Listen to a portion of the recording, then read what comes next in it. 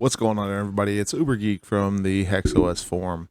I just kind of seen a lot of questions about hardware here lately. Um, I've seen a lot of people putting out big powerhouse NASs, with 12th and 13th gen Intels and some of the newer gen Ryzens, which there's nothing wrong with that if that suits your build and what you're trying to do. But I also see a lot of people trying to do stuff on the budget end of things.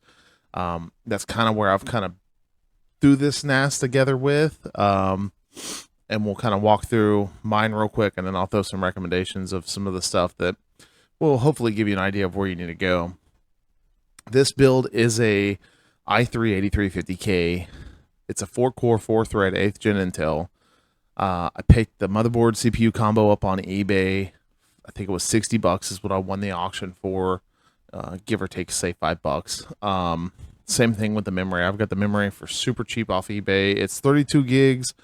Don't know why TrueNAS is only registering 23.3, but that's not here nor there. I enjoyed the extra gigabyte of memory for caching. As you can tell, just looking at it, I've got 11.2 gigabytes just cached for the ZFS raids. This array consists of 15 4 terabyte drives. I've kind of split it up into two storage pools using a HBA card. And it doesn't take much. It's a 600 watt power supply. It's an older RTX 2060 card that I had laying around from a previous build. Just some stuff I threw together just to get this going and to get playing. This isn't my first time playing with network attached storage or virtual machines or anything like that.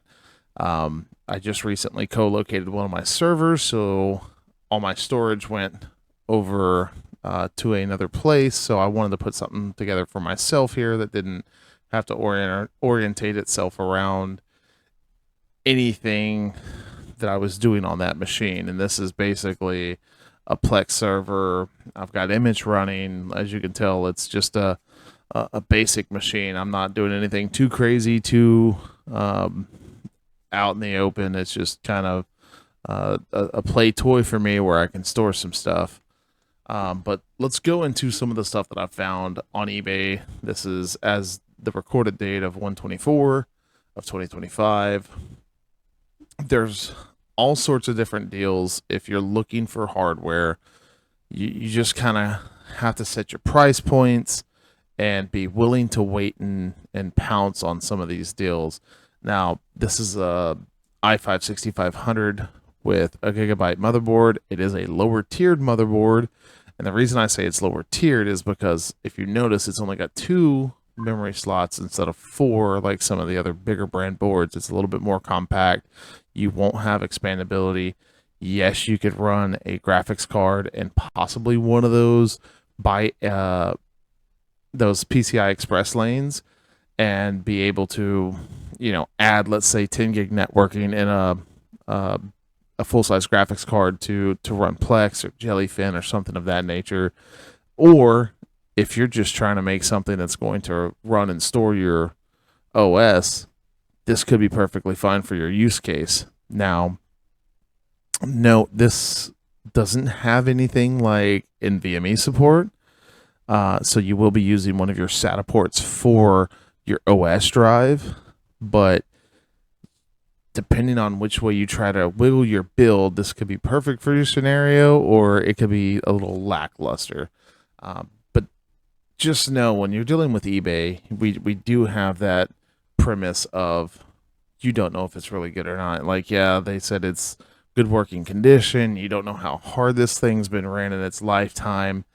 There's just little things that you want to keep your eyes on when it comes to dealing with secondhand hardware from the internet, whether it be local, if you're on Facebook or anywhere else.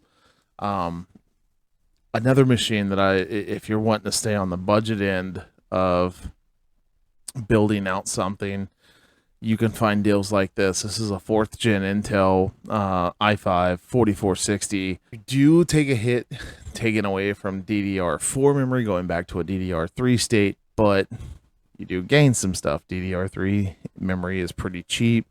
You could probably throw a couple of 16 gig sticks in there and get your 32 gigs for the NAS, so you'll have plenty of memory elsewhere. But then again, when you're dealing with a budget state, you are going to have to make some compromises unless you just want to really be patient and wait.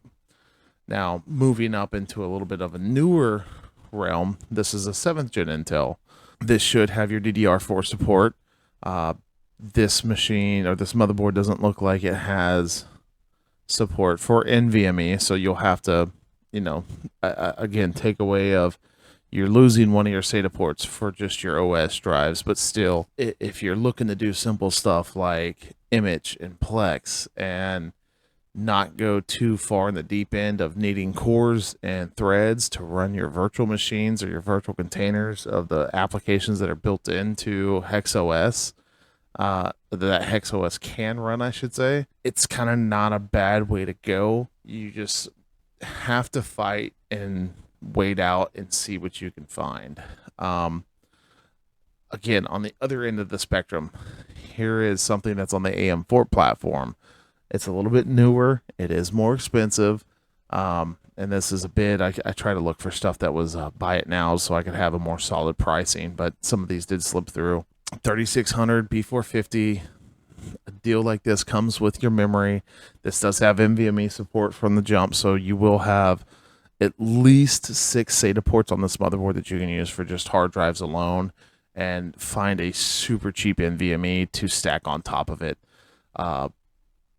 Just trying to fill all the holes there. Same thing here. It's another AM4 motherboard, a little bit slower on the processor being a 2200G. The fact that it does have the G processor means that you will have onboard graphics, which if you work it just right, you should be able to get it to work and encoding some things on Jellyfin or Plex. Just keep in mind, it just depends on how technical you want to get and how deep in the weeds that you want to get on the back end to make some of this stuff work. But again, this is another machine.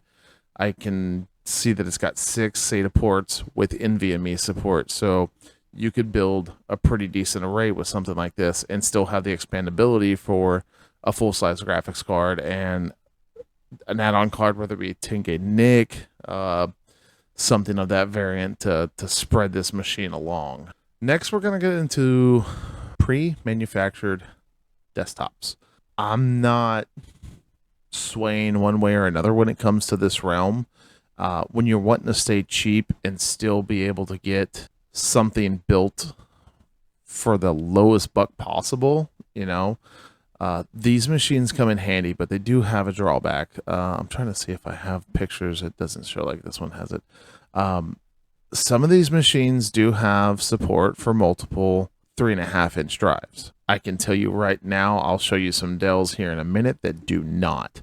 I can't specifically speak on the HP variants. It's been a while since I've dealt with anything HP personally, since I got out of the break fix atmosphere of working with computers, but you can find a decent deal straight to your door. This has got free shipping. I mean, like, you put 16 gigs of memory in it, we don't need a storage. We'll just put some cheap, $90. Yeah, you don't need the Windows 10 Home. You can find them without needing these options, but I've been watching these workstations trend for anywhere between $60 and $100, depending on processor memory. Continuing down the lineup, there is some Lenovo's out there that you can find for a really decent deal. Same thing. You can get these things really cheap. The fact that it makes you choose a OS is asinine, but that's just me. $75, $76 if you want to look at taxes, maybe closer to 80. Something like this. Throw a couple of 8 terabytes, 4 terabytes, whatever's going to fit your need. You can really jump into something really cheap. But keep in mind, anything with these manufactured pre-builts from any name brand, larger corporation, you need to make sure that you do your research before you click the buy it now. On paper, the specs may look really good, but once you tear these machines open, you might realize I only have spots for 2 3.5-inch drives, yet I bought 4 of them. So you might have to do some tinkering. You may not. You may get lucky. It just all depends on your full build out. I'm going to throw this Optiplex in here. These Optiplexes are not a bad machine. I will tell you right now. You can natively fit 2 3.5s inside of that machine. And right here where you have a CD-ROM and then a blank plate, you can actually get 2 more 3.5-inch drives with adapters if you put them in these spots. So you could have a machine theoretically running 4 spinning hard drives and have an SSD tucked away in there. You've got to be careful with the Optiplex series in this lineup, though, because some of them will come with a 2nd gen Intel Core i5 or i7 or i3 variant. Try to stay on the upper end. You see how this one's rocking a 4770? This will be one of the better ones to go with if you're going to do some of the Plex encoding and do a little bit more. The newer chips, the newer series, and the best way to kind of reference this at a quick glance is always look at your processor number. The first number in this is going to signify what generation it's in. The 4 and the 4770 means it's a 4th gen Intel. You will see some that are just 3 numbers, and I did not want to click on that. You'll see some that are just 3 numbers. That is a 1st gen Intel. I highly recommend, unless you're just getting it for like $5, stay away from them. Performance matters in a situation like this. And this is another one of those that you can generally find these for around the $50 to $100 range, depending on specs. I seen one on here earlier that they wanted like $85 for, had 32 gigs of RAM and a 1 terabyte SSD preloaded with Windows, the whole 9 yards. But just understand, these machines were made around the Windows 7, Windows Vista age. They do have some data on them. A little bit easier to work with. You can put full-size power supplies into these. You can take this out. You can go grab whatever Corsair XYZ brand power supply off the shelf and make it work with this machine, and vice versa. If you buy this machine, in this case, you outgrow it, you can take this motherboard out and adapt it into something else. It will take a little bit of wiggle room. It will take a little bit of tinkering, but these are more suited for a direct drop compared to some of the newer machines. This is another one, the Dell Precision lineup. These were the workstation machines. This is another one that you're really going to have to watch your P's and Q's on, because as you can see from a picture like this one doesn't have the extra drive bay that would usually fit in here. But again, it does have the space up here where you can put 2 more hard drives if you knock that CD-ROM out. And if you end up finding the bay that goes in this area that's in... Oh, let me blow this up for y'all. I know I'm a real professional YouTuber right now. But if you find the piece, there is a piece that puts 3 more disk drives here. And as you can tell, a standard looking ATX motherboard, although this one does not use standard ATX power.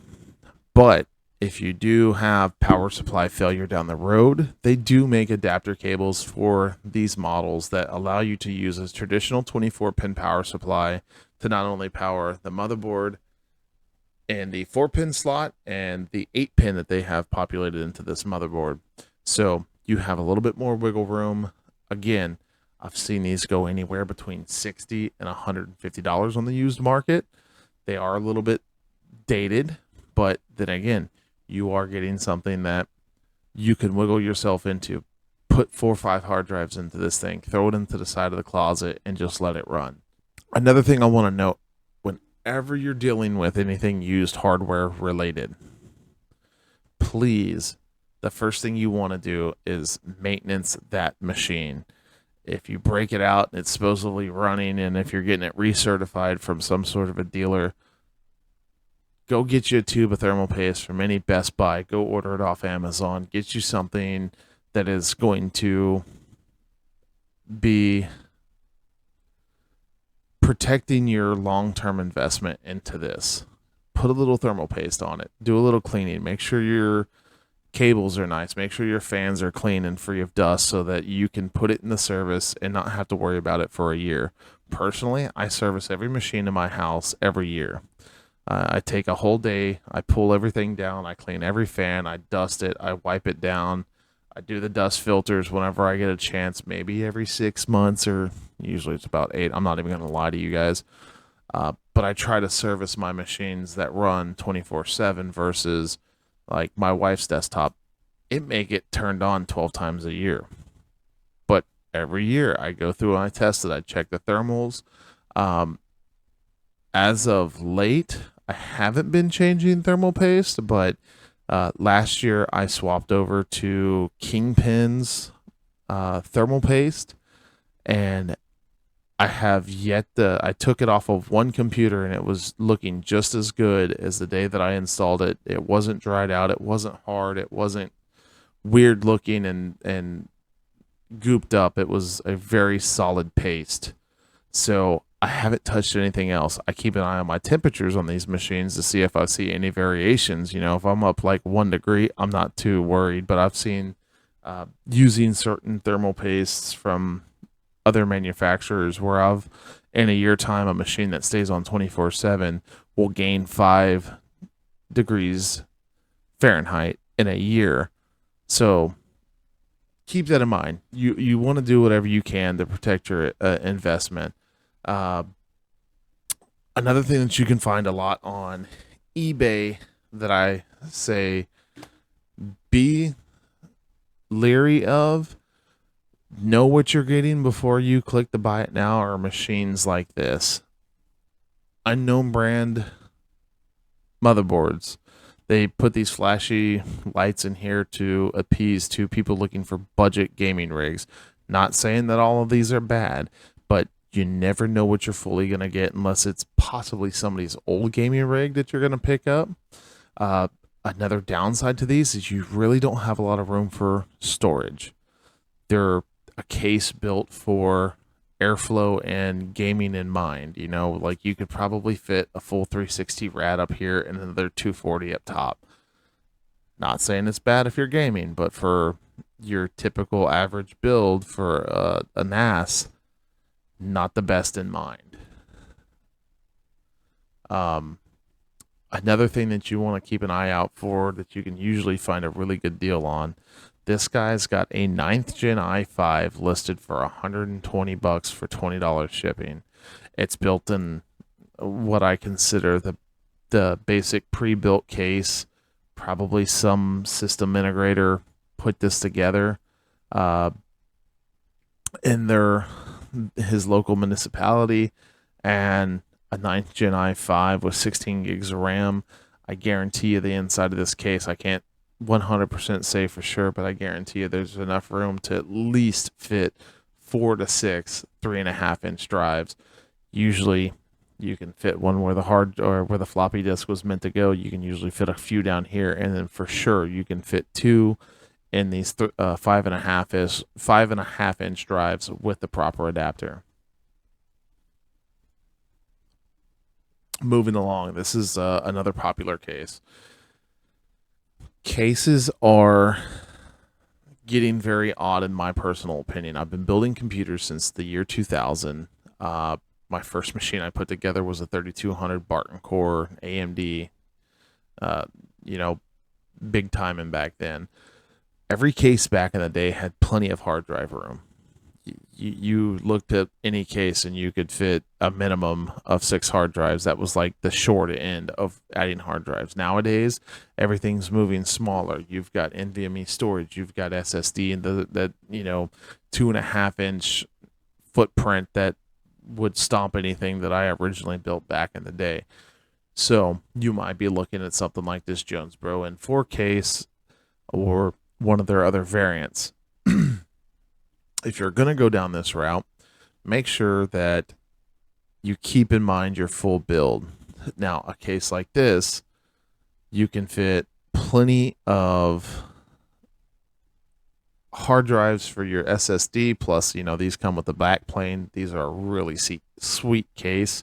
I was actually eyeballing them until I decided to buy as large of a lot of hard drives as I did.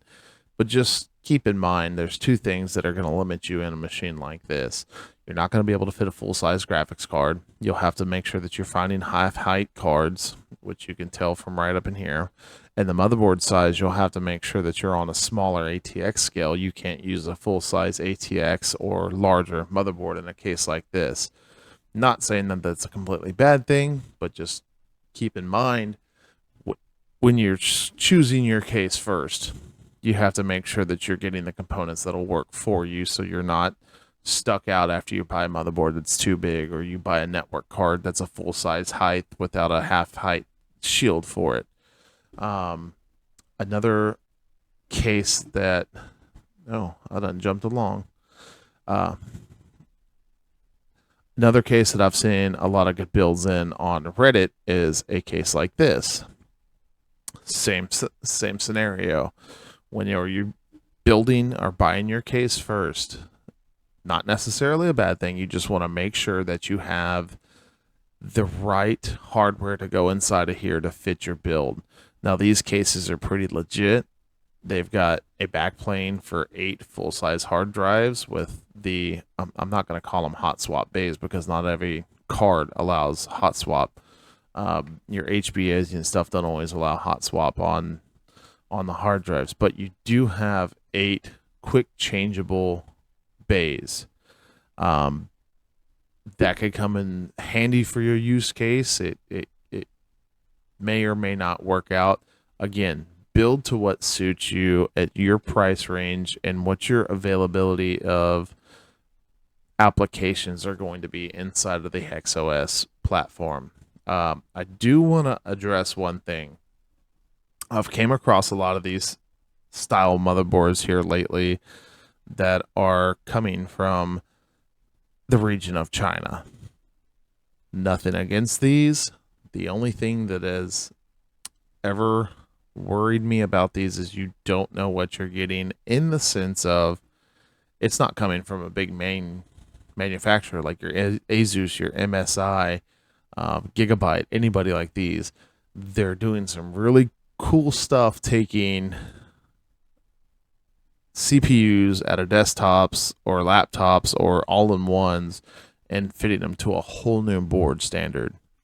So if this is the route that you do want to go, just keep in mind you're going to play, your mileage may vary, and you're going to have hurdles that will probably be a little bit more difficult than some of the other builds that we have on the board, but not saying that they're improbable builds. I've never played with the hardware. I've only watched reviews and listened and talked and seen what's going on Reddit. It could be a slam dunk for you. It could be the best motherboard that you've ever bought in your life, but keep in mind when you see these weird Frankenstein builds, if it's not from a large integrator that's gonna usually be in one of the larger industries, just be wary of what you're getting.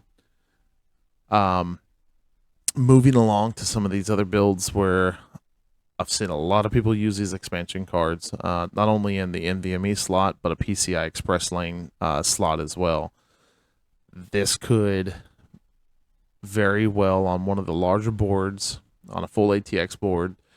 You could use something like this and actually expand without buying a full HBA. Let's just say that you're running 4 hard drives and 2 SSDs as your boot, and you want to expand out your array. Something like this will very easily be able to do that for you. Again, I've never played with them. I see a ton of people building with them, so there's something there. They're doing the work. Again, another one that got jostled around. You know what? I'm gonna do a little post-edit magic. So, another case I've been eyeballing. This was actually the case that I was going to build in at first, Um, the specs about it are amazing. In my point of view, you know, you can fit a full size ATX board, full size cards. You can fit a full size power supply in here. This thing is a beast when it comes to being able to fit everything in one case and still have a smaller footprint than some of the other decisions that I chose in my personal setup. 188 bucks though did not fit my build. I did not want to spend over $200 or pretty much $200 on a NAS case. I ended up getting a hand me down from a friend from a NAS that we built him back in 2010. Moving on though, RAID controllers. This is the exact RAID controller card that I run in my system. It came within about a week and a half. It was super simple. It's set up in IT mode. Basically allows the hard drive to completely pass through. You do not have to use any of its onboard RAID configurations. It just shows up just like you were plugging in a card in or a hard drive into the SATA port on the hard drive of the machine that you're running. Really good little card for the money. Yes, if you are looking for speed, they do make these in 12 gigabytes a second. They usually cost about twice the money. You can get larger cards if you want a 4-port card that can handle more hard drives. They have them. It's just what is going to fit your build and your budget. This is one of the cheapest ways to get into having 8 more ports into your machine. The last thing I do want to show that's going to be eBay related is an expansion card. If you take this and you pair it with the card that I just showed you, you put those two together, and now you get your mini SAS to SATA cables. You can now expand that out 8 more times. You have 9 ports total on this card, but one of those ports is going to be used to jumper back to your other card, your main HBA, SLI, however you want to see it. But if you are running a larger arrays, this could be something that fits your build. $30, and the cables are going to cost you, I think it's like $15 on Amazon to get a SAS to SAS adapter. I have one of those coming. I do plan on doing some stuff with it soon. I'm kind of 3D printing some stuff with a friend of mine. We're going to try to do some Frankenstein SAS just for testing. It's not that I need the extra storage. It's just I was kind of curious, went down a rabbit hole, woke up with things purchased on eBay that I had to explain to the wife. So keep that in mind. You can quickly add to your pre-made SAS with expansion cards. I'm going to kind of throw this out here. This is another one of my favorite hidden gems for purchasing used electronics or computer parts. This is shopgoodwill.com. It's Goodwill auctions. Yes, there are some Goodwill shops that have their platforms set up on eBay already, but then there are some that sell directly through the direct Goodwill auction site, which is shopgoodwill.com. This website is hit and miss. They'll let you know if it's tested and it works, or hey, this didn't work. They've got everything from full-blown machines on here to, like, we can do a search real quick for AM4. And you can find full-blown motherboards. Again, your miles may vary. You never know what you're going to get. Sometimes some of these places can't fully test a CPU or a motherboard or anything of that nature. You never know what you're going to get. So use that as caution. Somebody could have just had this motherboard could have been dead. It's a good looking board. It's a 350. You can pair that with a Ryzen 3600X really easy and have a powerhouse of a machine. Doesn't do any good if this board is actually dead on arrival because they were not able to test it. But just keep that in mind. If you're looking for really good deals, this is one of those places I would recommend looking at. Another hidey hole of that you don't really hear a lot of people talk about for computer parts is here on Macari. I've bought a ton of stuff off Macari. Uh, I've built numerous gaming PCs for friends of mine. Uh, Again, you never know what you're going to get. The great thing about Macari is if I buy a motherboard, like, so again, I'm an AMD fanboy now. So if we look up AMD and we look up an AM4, and let's just say, hey, this B350 is perfect for my build, I've already got a processor, let me pick this up. You do have buyer protection. You can get buyer protection. If this is supposed to be a great working machine or a great working part, you get it in, you test it, and it's DOA. You have 7 days from the time it's brought into you to test it, to figure it out, and to let them know. Again, this is another hit and miss place. I have got some junk off of here that was supposedly working, got my money back, no sweat off my back. The site did what the site's supposed to do. It's also another hit and miss with what they have, what the prices are. You can do a little negotiating with people on here. So, like, I don't know if it's going to, the make offer. You can make an offer on this. You can tell them, hey, maybe $100 plus the shipping. You fine with that? They may take it. They might counter. It's just kind of like being on eBay. You can haggle a little bit, try to get yourself a better deal. Again, buy at your own risk. Please know what you're doing when it comes to dealing with these parts. Another one, which is worth a mention, is Jawa. I've bought a couple of graphics cards on here. Other than that, I have not a lot of input for this site, other than the 2 orders that I've done in the past went through like they were supposed to, and everything was the way it was supposed to be. No hassle. Everything's good to go.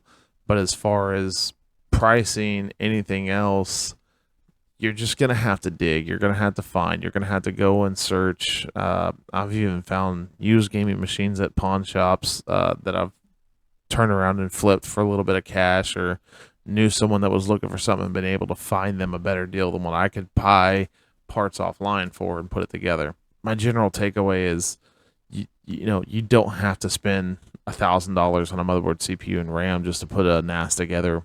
You really want to get into the nitty gritty and try to put something together on an ultra low budget. There's plenty of resources out there. There's tons of ways to do this. There's no indirect correct way to build a NAS. You've got to build it for what you're looking to do. You've got questions, we'll be on the forums. There's a ton of us over there that like to chime in and give our 2 cents. There's some real experts on there. I won't consider myself one. I'm just a nerd who likes playing with Dells. But it's been a really great community thus far, and I just can't wait to see where it goes in the future and where HexOs goes when it's full alpha release, and the people that have been surrounding themselves in the forums communities and finding these Easter eggs is what I'll call them, being in beta, finding problems, and John and crew for getting on it so quick, and trying to make sure that they're putting out the best product for us has been amazing. So again, any questions, feel free to post. Someone's gonna reply. If it's not me or anybody that's running around in the forums, you'll get your answer within a day. I haven't seen anything sit in there for longer than a day without somebody posting on it. But again, build your NAS, make it do what you want to do, have fun, break stuff, fix it again. It's all a part of this game. I hope you've taken away something from this and have a good takeaway on what you could do for building your NAS. If not, ask questions. We'll answer.